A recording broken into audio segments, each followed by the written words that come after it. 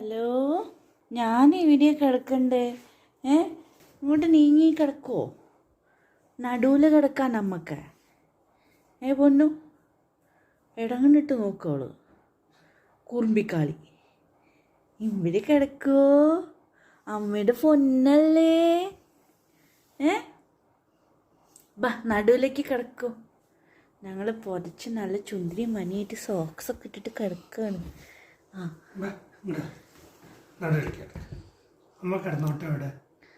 ചവിട്ടി പോവും കുഞ്ഞാ, കാല് വെക്കാൻ സ്ഥലമില്ല.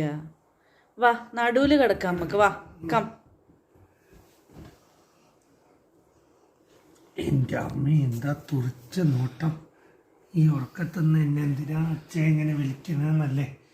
ദൈവമായിരുന്നു സോക്സൊക്കെ ഊരി വരുന്ന എമ്പുൻ്റെ. അച്ഛ അച്ഛ അച്ഛ അച്ഛ ഉറങ്ങിക്കാട്ടാ.